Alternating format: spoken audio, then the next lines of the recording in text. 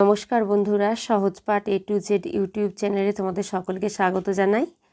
আজকে আমি দ্বিতীয় শ্রেণীর দ্বিতীয় পর্যায়ক্রমিক মূল্যায়ন 2024-এর সমস্যা সমাধানের সক্ষমতার প্রশ্ন উত্তর নিয়ে হাজির হয়েছি। চলো তাহলে 2024-এ কী প্রশ্ন এসেছিল দেখে নিই। একে দেখো আছে, নিচের প্রশ্নগুলির এক কথায় উত্তর দাও। কয়ে আছে, আমাদের গ্রাম কবিতাটির কবির নাম লেখো। উত্তর হবে বন্দে আলী মিয়া।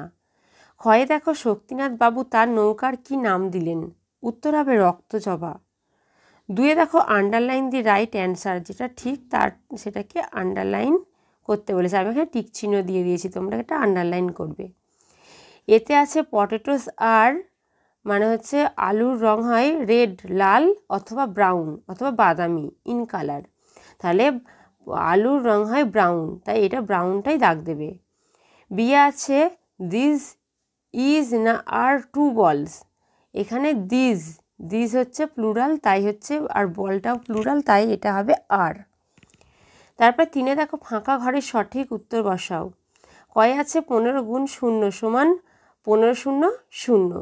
ক্ষয়ে আছে 2 যোগ 2 যোগ 2 যোগ 2 সমান 2 গুণ, যেহেতু 4টে 2 আছে তাই এখানে 4 লিখেছি। তারপর 4-এর দাগে দেখো ফিল ইন দি ব্ল্যাঙ্কস, এই হচ্ছে গিয়ে শূন্যস্থানগুলো পূরণ করতে বলেছে।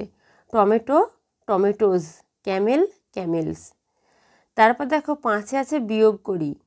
51 থেকে 17 বিয়োগ করতে বলেছে। যেহেতু ওপরে 1 নিচে 7 বিয়োগ করা যাচ্ছে না, তাই 5 থেকে আমি 1 10 নিয়েছি। 1 10, 10-এর সঙ্গে 1 যোগ করলে 11 হয়, তাই দেখো এককের মাথায় আমি 11 লিখেছি। 7 থেকে 11 বিয়োগ করলে 4 হয়, তাই এখানে 4 লিখেছি।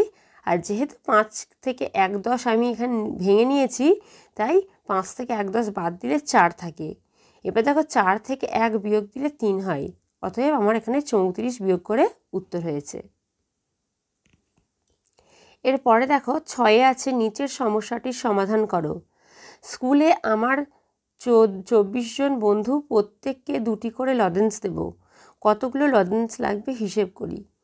তাহলে হচ্ছে 24 জন বন্ধু, দেখো প্রথম পদ্ধতি, এটা তোমাদের বইতে ছিল যে 24কে 2 দিয়ে গুণ।